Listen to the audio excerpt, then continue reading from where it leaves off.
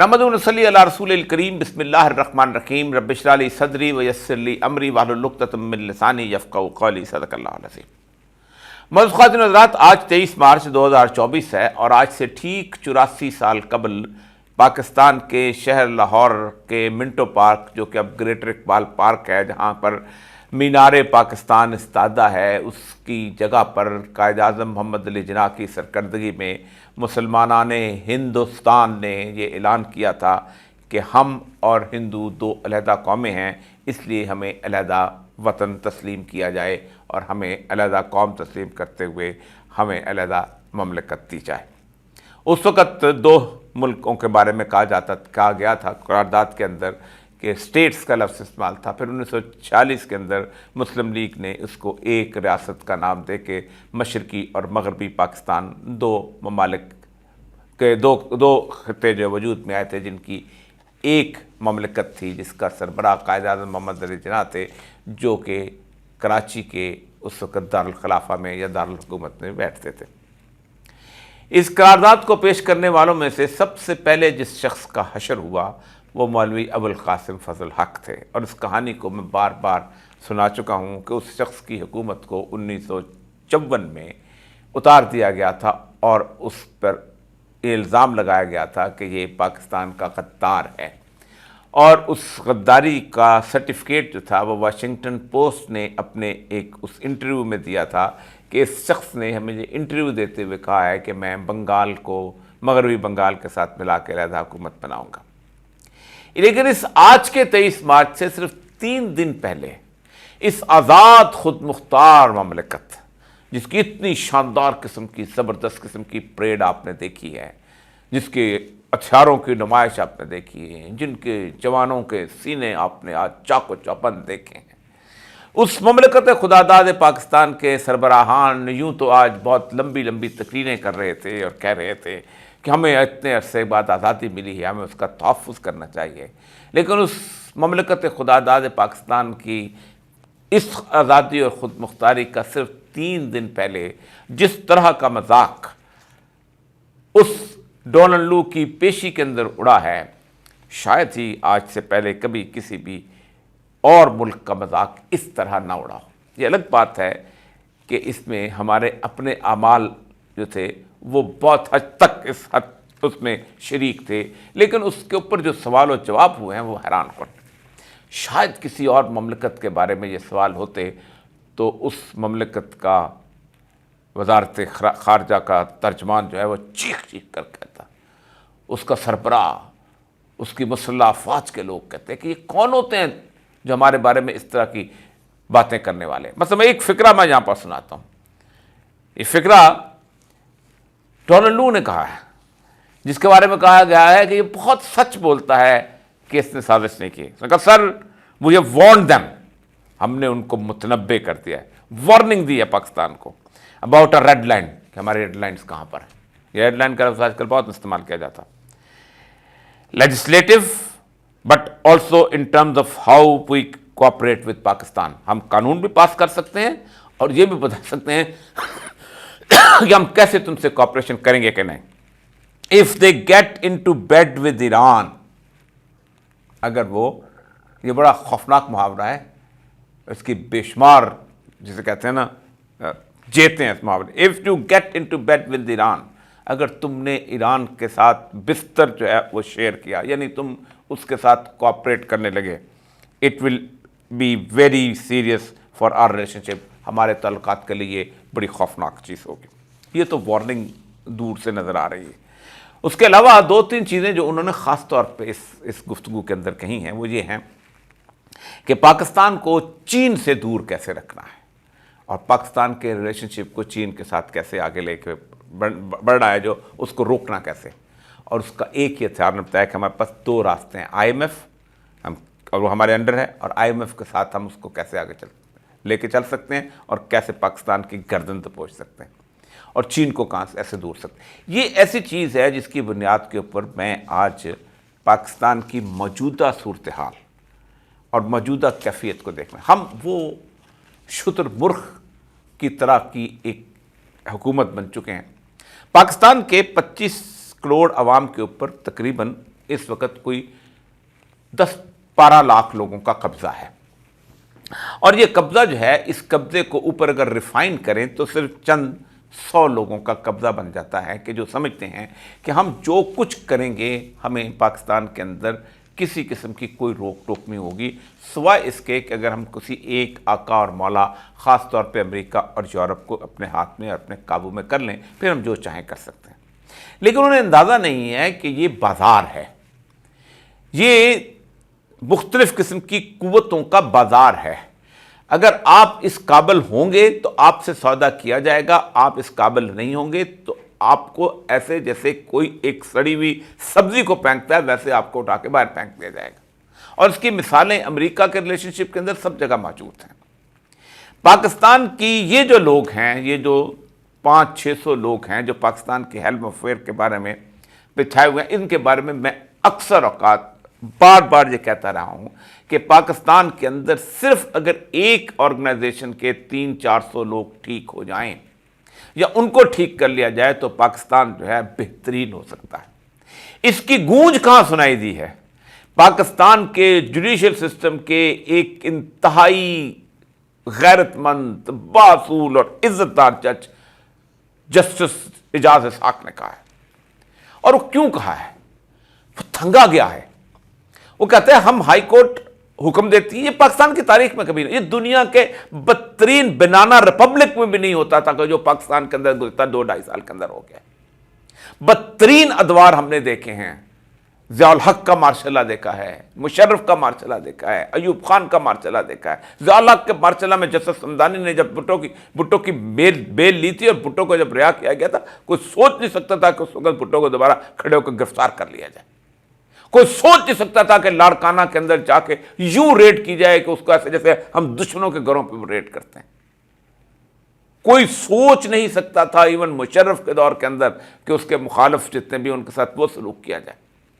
ہاں، جب ہمیں موقع ملا، ہمیں امریکہ نے کہا اور ہمیں امریکہ نے ہمارے پر شک کرنے کی کوشش کی، ہم نے جامع افسہ اڑا دیا، یہ الگ بات۔ لیکن ہماری کہانی بڑی خوفناک ہے۔ میں یہاں پر آ کے بتانا چاہتا ہوں، یہ جو 500-600 لوگ ہیں جو اس وقت پاکستان کے ہیلم آف افیئر پہ بیٹھے ہوئے ہیں، جن کے بارے میں جسٹس اسحاق نے کہا ہے کہ یہ اگر ٹھیک ہو جائیں تو سب ٹھیک ہو جائے گا۔ ہم آرڈر کرتے ہیں، بندوق ان کے یہاں رکھی ہوتی ہے اور یہ انکار کر دیتے ہیں۔ اور میں بار بار کہتا ہوں کہ پاکستان کے اندر اگر سول ایڈمنسٹریشن جو ہے اس کاغذ کے اوپر ایک نوٹ لکھ دے کہ یہ غلط ہے، میں نے کسی سیاستدان کو اتنا بڑا جرأت مند دیکھا کہ اس کے خلاف جو ہے آج تک وہ فیصلہ کر سکے۔ اور اگر یہ ایک دفعہ کھڑے ہو کے انکار کر دیں کہ تم غلط کہتے ہو، ہم تمہاری بندوق سے نہیں ڈرتے ہو، چلاؤ گولی، ہم اس گولی کو کھانے کو تیار ہیں، ایک گولی صرف چلے گی، اس کے بعد دوبارہ شاید کسی کو گولی چلانے کی ہمت نہ ہو سکے۔ یہ لوگ گزشتہ 2.5 سال میں اس بری طرح ناکام ہوئے ہیں کہ اب اس وقت ناکامی یوں لگتا ہے ان کا مقدر بن چکی ہے، اور پاکستان کی انٹرنیشنل جو صورتحال ہے اس صورتحال کے اندر کوئی ان کا ساتھ دینے نہیں آئے گا۔ اگر آئے گا تو بہت بری طرح ناکام ہو کے آئے گا، اور اس کی ریئلائزیشن اس کمیٹی کی میٹنگ کے اندر ہے۔ ان کو اندازہ ہو چکا ہے، میں آپ کو بار بار اس کے لفظ، یہ جو 40-50 صفحے کی رپورٹ ہے، اس کے اگر لفظ بلفظ پڑھنا شروع کر دوں تو اس کے اندر اندازہ ہوتا ہے کہ ان کو اندازہ ہو چکا ہے کہ پاکستان کے اندر جو قوتیں اوپر بیٹھی ہوئی ہیں، جو ہم کو یہ تسلی دیتی ہیں کہ ہم تمہارے مفاد کا تحفظ کریں گے، جو ہم کو یہ تسلی دیتی ہیں کہ ہمیں تم اسلحہ دو، ہمیں تم پیسے دو، ہمیں تم سرمایہ دو، ہمیں تم اقتدار پہ بٹھاؤ، ہم تمہارا تحفظ کریں گے، وہ یہ ایک ایک سوال یہ بتاتا ہے کہ وہ قوتیں اب اس قابل نہیں رہ گئی ہیں۔ یہی وجہ ہے کہ امریکہ کی اس کانگریس کی کمیٹی کے اندر پاکستان جو ہے وہ کوسچن کے طور پہ آ گیا ہوا ہے اور اس کے بارے میں سوال ہونا شروع ہو گیا ہوا، اور اس طرح۔ لیکن پاکستان کی یہ کیسے ہوا؟ ان 2.5 سالوں کے اندر کم از کم 2 درجن جگہوں پہ یہ ایڈمنسٹریشن فیل ہوئی ہے۔ یہ ایڈمنسٹریشن اور یہ ساری کی ساری civil and military administration both, جس وقت یہ عمران خان کو نکال رہے تھے تو اس وقت انہوں نے جب ڈونلڈ لو صاحب کا جو خط ابھی شاید راستے میں ہوگا تو اس سے پہلے اسیسمنٹ ہوئی تھی، اور اسیسمنٹ کے اندر پاکستان کی تمام 10-12 مختلف قسم کی انٹیلیجنس ایجنسیز جو ہیں وہ شامل تھیں، اور ان اسیسمنٹ کے مطابق یہ رپورٹ شائع کی گئی تھی، جو رپورٹ ان لوگوں کے لیے سامنے رکھ کے یہ فیصلہ کیا تھا کہ اب لوہا گرم ہے، اب عمران خان کو یہاں سے نکال دیا جائے تو کوئی مسئلہ نہیں ہوگا۔ یہی وجہ ہے کہ انہوں نے یہ فیصلہ کیا۔ رپورٹس یہ تھیں کہ عمران خان کی حکومت ایک ناکام حکومت ہو چکی ہوئی ہے، عمران خان کی حکومت جو ہے اس کو اب کچھ نہیں ہو سکتا، اگر آپ اس کو نکال دیں اس کو ٹماٹر مارے جائیں گے، اس کو گندے انڈے لوگ ماریں گے، یہ گلیوں کے اندر منہ چھپاتے پھریں۔ پہلی رپورٹ اس وقت غلط ثابت ہوئی جب عمران خان نے راول پنڈی کے جلسے کے اندر کاغذ لاتے ہوئے کہا کہ یہ سائفر ہے اور یہ میرے خلاف سازش کی جا رہی ہے۔ بخلا گئے ایک سیکنڈ کے اندر۔ کبھی کسی نے سوچا نہیں تھا کہ اتنی بڑی ریئیکشن اتنا بڑا ریئیکشن ہو سکتا ہے، لیکن سنبھلے تھوڑی دیر کے لیے یہ سارے کے سارے، یہ سول ایڈمنسٹریشن، یہ چیف سیکرٹریز، اس کے ساتھ باقی ساتھ مختلف قسم کی سسٹر ایجنسیز، یہ ساری سنبھلے، میٹنگز ہوئی، انہوں نے کہا انکار کر دو، اس کی حیثیت ہی کوئی نہیں، انکار کر دیا گیا، کوئی نہیں۔ اور اس کے ساتھ جو راگ الاپنے والے سیاستدان تھے راگ الاپا۔ اس کے بعد پنجاب حکومت، میں اس وقت عمران خان کے ان اقدامات کے نہیں آتا، کون سے حکومت چھوڑی، فلاں کیا، یہ کیا، اس کے نہیں ساتھ۔ پنجاب حکومت میں انہوں نے اپنے جتنے لوگوں کو خریدا ہوا تھا ان لوگوں کو 20-22 جتنے بھی ان کے خاص لوگ تھے جن کو گزشتہ تقریباً 40 سال سے پالتے چلے آ رہے تھے، انہوں نے وہاں پر ان سے حمزہ کی حکومت جو ہے وہاں اس کو اسٹیبلش کروایا۔ اس اسٹیبلش ہونے کے بعد جب وہ فیصلہ آیا تو انہوں نے کہا کوئی مسئلہ ہی نہیں ہے، ٹھیک ہے، سپریم کورٹ نے ان کو کہہ دیا ہے ہم الیکشن کرواتے ہیں، یہ 20 کے 20 جو ہے ہم دوبارہ لے کے آ جائیں گے۔ اس حد تک اعتماد تھا ان لوگوں کو کہ انہوں نے کہا کہ ٹھیک ہے یہ ٹکٹیں انہی کو دو، ہم نے جب جتوانا ہے۔ تمام تر آرڈز جو تھے ان کے ہاتھ میں تھے، جو عمران خان کے آرڈز تھے۔ Hamza Shahbaz chief minister, Qamar Javed Bajwa chief of the army staff, اور سکندر سلطان راجہ جو ہے وہ چیف الیکشن کمشنر، اور 20 پوسٹیں پورے پاکستان میں نہیں پھیلے ہوئے تھے، پوری قوت، پوری طاقت، سب کچھ شریک، اس کو ڈرا کے ادھر لے کے جاؤ، 17 سیٹیں اس نے جیتیں، اور ایک ایسا تماچا رسید کیا کہ اس کے بعد انہوں نے پھر سنبھلنے کی کوشش کی اور انہوں نے کہا اب ہم کیسے کریں۔ پھر انہوں نے مختلف رپورٹس کے حساب سے سب سے پہلے انہوں نے کہا کریک ڈاؤن کیسے کرتے ہیں، ادھر کریک ڈاؤن کیا، ادھر کریک ڈاؤن کیا، ادھر۔ پوری کی پوری رپورٹس یہ تھی کہ یہ برگر فیملیز کے بچے ہیں، یہ کہیں کچھ نہیں کر سکیں گے، ان کو ہم دیکھ لیں گے۔ پھر اس کے بعد عمران خان پہ ہاتھ ڈالنے کی کوشش کی گئی مختلف جگہوں پہ، کبھی یہاں سے آرڈر کیا گیا۔ میں بار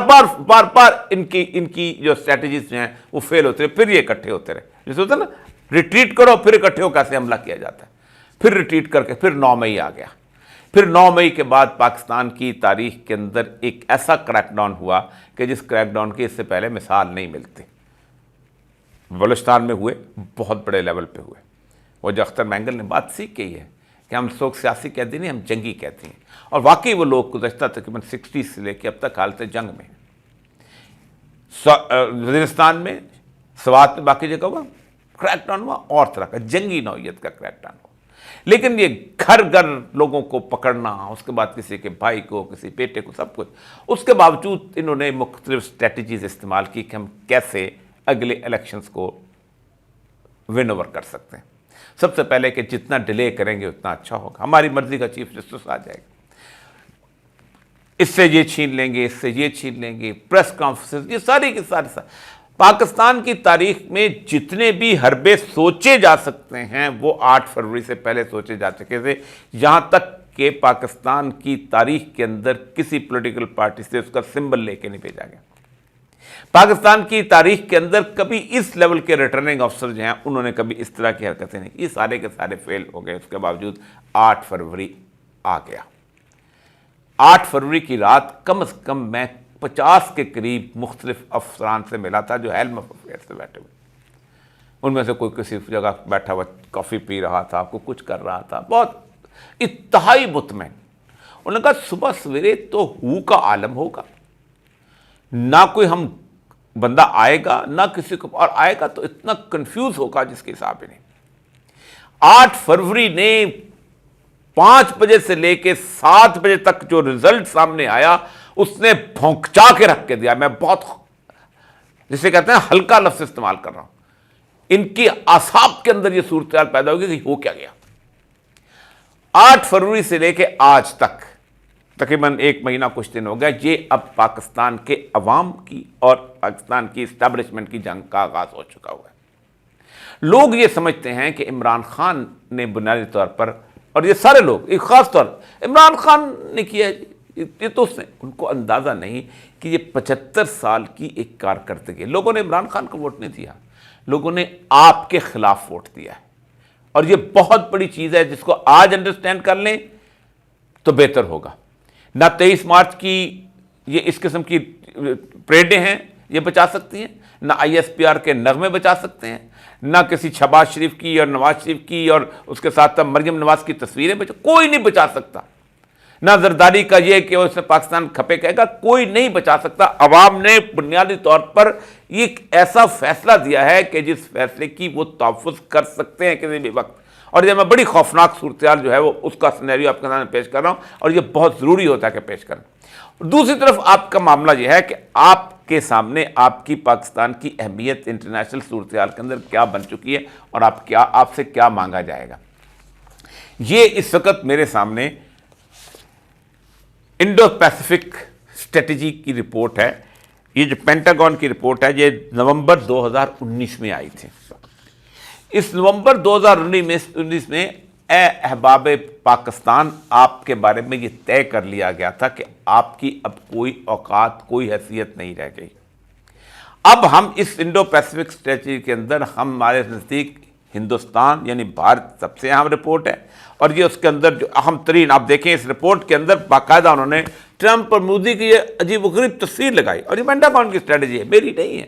اور انہوں نے کہا کہ اب آئندہ جو ہے ہمارا جو ہے مقابلہ چونکہ چین سے ہے، تو ہم ہندوستان کو جس طریقے سے آگے لے کے جائیں گے۔ یہ وہ رپورٹ ہے، new priorities in South Asia, US policy towards India, Pakistan اور افغانستان۔ اس نے اس کو بیس بنایا گیا تھا، جس کی بنیاد پہ کہا گیا تھا کہ اب ہماری لڑائی جو ہے وہ واگا سے لے کے سڈنی تک ہوگی، اور پاکستان کو ہم زیادہ سے زیادہ 2 کاموں کے لیے ہم زندہ رکھیں گے۔ ایک تو یہ ہے کہ چونکہ ہم نے افغانستان سے نکلنا ہے، اب کیونکہ ظاہر 2013 سے کام شروع ہو گیا تھا، 2019 میں تقریباً فیصلہ ہو گیا تھا، نومبر میں آئی ہے، 20 کے اوپر ان کا فیصلہ آ گیا، 21 میں وہ چلے گئے۔ تو پاکستان کو ہم نے اس سے رکھنا ہے کہ ہم افغانستان کو کیسے ڈسٹرب کر سکتے ہیں، اور پاکستان کو ہمارے اڈے چاہیے، ہمیں اڈے چاہیے پاکستان کے اندر، اور وہ اس کے اندر ہمیں مستقل طور پر، ظاہر بات ہے ہمارے لوگ ڈسٹرب کریں گے، وہ یہاں آ جائیں گے، یہاں سے ہم آپریٹ کریں۔ اور دوسرا، پاکستان کو ہم مڈل ایسٹ کے اندر اینٹی ایران اور اینٹی امریکن جتنے لوگ ان کے ساتھ لڑائی کے لیے ہم نے اکٹھا رکھنا۔ باقی ہم نے پاکستان کو بڑے واضح طریقے سے کہہ دیا ہے، خبردار بھارت کی طرف رخ کرنے کی کوشش نہ کرنا، وہاں تم ایک طرح کی گنگا جمنی تہذیب کی طرف لے کے چلیں گے۔ یہی وجہ ہے کہ جس وقت یہ اسٹریٹجی آئی ہے، جس وقت یہ new priorities in South Asia کی ان کی ساری کی ساری ہے، اور اس کے اوپر بیس بنایا گیا ہے، وہ جو یہ چیئرمین رپورٹ ہے، جو ٹاسک فورس بنائی گئی تھی اس وقت، یہ جو اسٹیٹ ڈپارٹمنٹ نے، اس کے بعد ہوا یہ تھا کہ باجوہ صاحب نے بلا کے کہا تھا کہ بھائی جان ہمارے ٹینکوں کے اندر اب وہ صورتحال نہیں ہے، نہ پرزے ہیں نہ تیل ہے، ہم نے لڑکے کیا کرنا ہے۔ اور پھر اس کے بعد ہوا یہ تھا کہ جو پہلا اختلاف عمران خان کا شروع ہوا تھا کہ اس نے کہا تھا کہ جب تک انڈیا 375 جو ہے 370 جو ہے واپس لیتا ہم ساتھ میں چل سکتے۔ اس کی ایک اور وجہ ہے، یہ ایک رپورٹ میں آپ کے سامنے رکھ رہا ہوں، یہ رپورٹ ہے Averting the Crisis, American Strategy, Military Spending and Collective Defense in the Indo-Pacific۔ یہ رپورٹ جو ہے یونائٹڈ اسٹیٹس اسٹڈی سینٹر کی ہے، یہ آسٹریلیا کے اندر اسٹڈی سینٹر ہے، اور یہ رپورٹ کو 200 صفحے کی رپورٹ ہے، جس کے اندر انہوں نے موازنہ کر کے بتایا ہے کہ اگر امریکہ اکیلا چین کے ساتھ لڑائی کرے گا تو امریکہ جو ہے وہ مارا جائے گا۔ چین اس کے نزدیک ہے، چین کے لیے اپنے پیسے سینکشن کرنے کے لیے، وہ جو کل کہہ رہے تھے کمیونسٹ پارٹی آف انڈیا، کوئی ضرورت نہیں ہے، وہ جتنا اسلحہ چاہے بھیج دے۔ امریکہ کو کانگریس سے 10 دفعہ منظوری لینی پڑے گی۔ امریکہ کے بیسیکلی سارے کے سارے بیڑی جو اس کی طاقت ہے وہ ان کے اندر، جہازوں کے اندر جو ان کے فلیٹس چل رہے ہوتے ہیں، جو بڑے بڑے بیڑی بیڑے اس کو کہتے ہیں، اور بھی اس طرح کی چیزیں، یہ ایسی تھی جس کے بعد انہوں نے ایک گروپ بنایا تھا جس کو کویڈ کہتے ہیں۔ یہی وجہ ہے کہ ایسا پوچھا گیا کہ پاکستان اس کے اندر شامل کب ہو سکتا ہے۔ کویڈ تھا جس میں 4 ملک تھے، اور اس میں بھارت کو اس کے اندر شامل کیا گیا تھا، اور یہ میرے سامنے وہ اس وقت اسٹریٹجک پوسچرز ہیں چائنا اینڈ انڈیا کے، کہ جس کی اس رپورٹ کے اندر بتایا گیا تھا کہ انڈیا اور چائنا جو ہے وہ کہاں کہاں آپس میں لڑ سکتے ہیں فزیکلی، اور کہاں پر، ایک سلگری کوریڈور میں، ایک باقی ہے۔ اب پاکستان کے بارے میں انہوں نے یہ طے کر لیا ہے کہ ایک ایسا پاکستان کہ جب چونکہ بھارت نے وہاں پر اس طرح کا ان کو رسپانس نہیں دیا تو انہوں نے کہا کہ پاکستان کو اب بھارت کے بجائے پاکستان کو چائنا کے خلاف کیسے استعمال کیا جا سکتا ہے. اور وہ جو بات انہوں نے اس ڈسکشن کی ہے کہ پاکستان بنیادی طور پر چین کی وہ شارگ ہے جس کے ذریعے وہ پوری دنیا کے اندر جو ان کا ون بیلٹ ون روڈ والی منصوبہ ہے اس کے اندر چلتا ہے. سر اگر چین ہے تو پوری دنیا کے 68 ملک جن سے چین نے ایگریمنٹ کیا ہوا ہے وہ دھڑ ہیں، تو ایک گردن پاکستان ہے جہاں سے وہ سی پیک کا روڈ گزرتا ہے اور وہ لے کے. یہی وجہ ہے کہ کل بھی ہم نے کہا تھا کہ آئی ایم ایف نے سب سے پہلا جو سمجھوتا کروایا پہلے دن یہ تھا کہ سی پیک کے لیے تم کوئی کسی قسم کا فنڈ آ کر نہیں لے کے جائیں. یہ ہے وہ خود مختار پاکستان کہ جس خود مختار پاکستان میں آج ہم 23 مارچ منا رہے ہیں. اس صورتحال کے اندر اس نے کہا 200 لوگ اگر کھڑے ہو جائیں،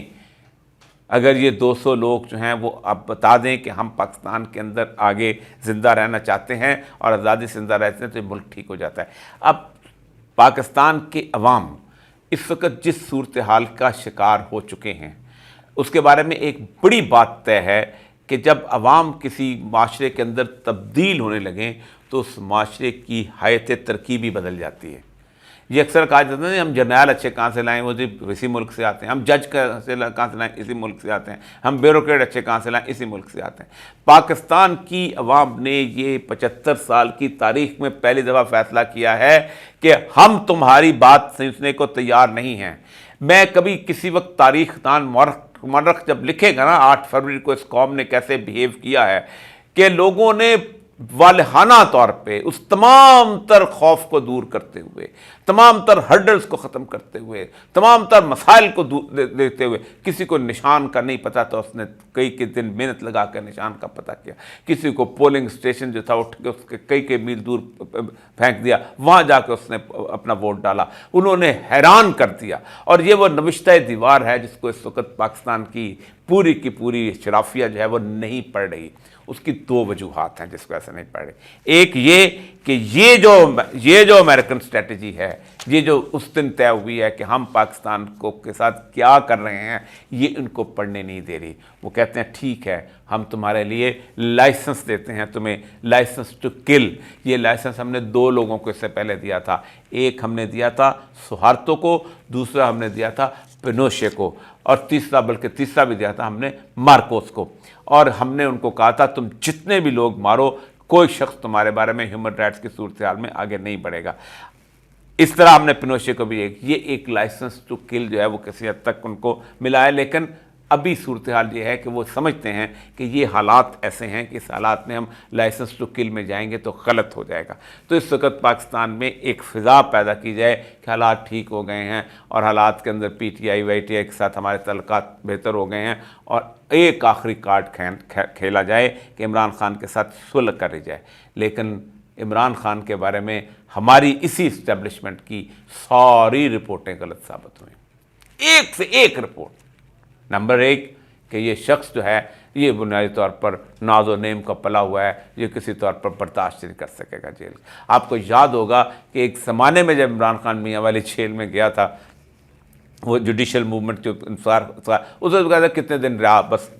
اس سے جیل برداشت نہیں ہو سکتی. دوسرا اس کے بارے میں ایک مکمل پروپیگنڈا کیا گیا تھا کہ یہ پتہ نہیں کوکین کھاتا ہے اور جس کے اوپر میں بار بار کہتا تھا کہ میری بنیادی طور پر پہلی نوکری جو تھی United nations fund for drug abuse control میں تھی. الکوہولک آدمی بھی ہو تو تب بھی وہی صورتحال نہیں ہو سکتی کہ وہ 2-2.5 گھنٹے صبح ایکسرسائز بھی کرے.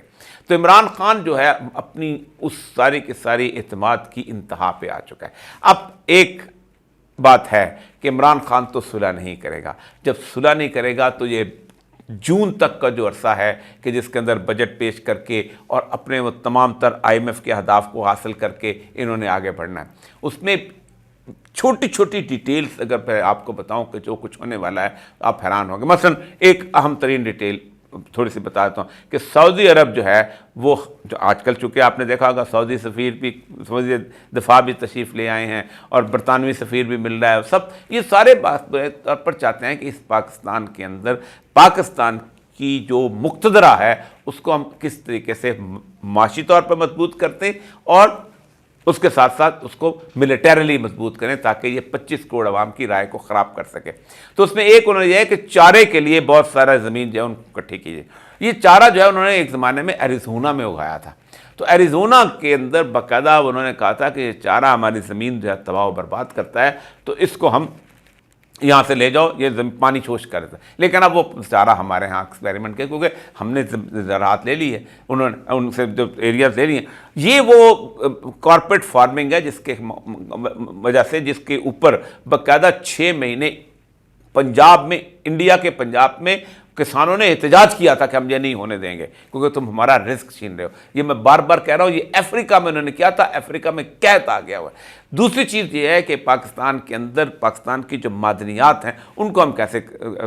قابو میں کر سکتے ہیں۔ اب ظاہر بات ہے کہ ریکوڈک کا جو پروجیکٹ ہے، یہ پروجیکٹ ایسا ہے کہ جو اس کے سونے اور چاندی کی صورت سیکنڈ بگیسٹ یا تھرڈ بگیسٹ مائن سمجھی جاتی ہے، اس کے اندر امریکنس کو لایا جائے گا اور ایڈوانسز کی صورت ہے۔ ظاہر بات ہے شروع کے کچھ سال تو آپ کو اچھا لگیں گے کہ پیسے ویسے آنے شروع ہو چکے ہیں اور اس طرح باقی چیزیں جتنی بھی ہیں، لیکن اس سارے معاملے کے اندر ایک بڑی اف ہے اور بہت بڑا قید ہے کہ کیا پاکستان کے 25 کروڑ عوام یہ قبول کریں گے؟ یہ ہے اہم چیز۔ یہ چیز امریکنس نے ریئلائز کر لی ہے، یہ چیز یورپ کے لوگوں نے ریئلائز کر لی ہے کہ پاکستان کے عوام کی مرضی اور منشا کے بغیر اور ان کو ساتھ اعتماد میں لیے بغیر ہم اس خطے میں ایک دن بھی سروائیو نہیں کر سکتے۔ ان کے نزدیک آج بھی یہ پاکستان کے اندر تمام تر قوتیں، خواہ وہ سول ایڈمنسٹریشن ہو، خواہ وہ دوسری ایڈمنسٹریشن ہو، ملٹری ایڈمنسٹریشن ہو، کوئی بھی ایڈمنسٹریشن ہو، وہ اب اس وقت اس کیفیت میں نہیں ہے کہ چمکھی لڑائی ہمارے لیے لڑ سکے۔ افغانستان میں بھی لڑے، چین بھی اس کا دوست نہ ہو، اور اس کے ساتھ ساتھ باقی جگہوں پہ انڈیا کے ساتھ بھی وہ دشمنی سوار رکھے، کیونکہ انڈیا کے ساتھ تو ہم دوستی کریں گے تو ہم تو اس کے بعد پھر تو لوگ کہیں گے کہ بھائی جان اگر انڈیا سے دوستی کرنی ہے تو پھر سب کچھ رکھنے کی کیا ضرورت ہے۔ تو یہ سارا کچھ کرنے کے بعد اور ساتھ اس کے عوام بھی اس سے محبت نہ کرتے ہوں تو پھر اس کے بعد راستہ نہیں ہے کہ ہم یہاں پر ٹھہر سکیں۔ وہ ٹھہرنا چاہتے ہیں، وہ رہنا چاہتے ہیں، لیکن حالت یہ ہے کہ اگر وہ اس طرح ٹھہریں گے تو ایک دن وقت ایسا آئے گا کہ ایران کی طرح ایسے نکلیں گے کہ 40 سال تک ہو گئے آج تک واپس نہیں آ سکے۔ دنیا میں جہاں پر بھی یہ بنیادی سبق ہے، عوام کے مخالف طاقت سے، قوت سے وہاں پر رہنے کی کوشش کی گئی ہے، وہاں پر ہمیشہ طاقت اور قوت کو عوام نے دھکیل کے سمندروں میں باہر پھینک دیا ہے۔ فرانس کی مثال بڑی اہم ہے، روس کی مثال بڑی اہم ہے، بٹ اس کے لیٹن امریکہ کے ممالک کی مثال بہت اہم ہے، فلپین کی اور اس کے ساتھ انڈونیشیا کی مثال بہت، گنتے چلے جائیں آپ کو مثالیں کی مثالیں ملیں گی۔ یہ ایسا ہی ہوتا ہے۔ اور اس کے بعد ہم سے تو بہتر سری لنکا ہے کہ جس نے اپنے آپ کو بہتر طور پہ فیصلہ کر لیا، لیکن کاش ہم کچھ دیر کے لیے اس 2 مہینے میں سنبھل جائیں۔ اگر آپ یہ سمجھتے ہیں کہ ہم 2 مہینے کے اندر یہ تھوڑا سا ہاچ پاچ صورتحال کر کے پچکور کے یہ کام کر لیں گے تو یہ پچکارنا گزشتہ 9-10 مہینے کی عمران خان کی قید سے آپ نے شاید ابھی تک نہیں سبق سیکھا۔ راستہ ایک ہی ہے، پاکستان کے 25 کروڑ عوام کا مینڈیٹ واپس کرو یا نہ کرو، ان کو ان کی عزت واپس دے دو، ان کو ان کا اختیار واپس دے دو، ان کو ان کی حیثیت واپس دے دو۔ دنیا کا کوئی ملک آپ کو ان کے مقابلے میں تحفظ نہیں دے سکتا۔ وآخر دعوانا الحمدللہ رب العالمین۔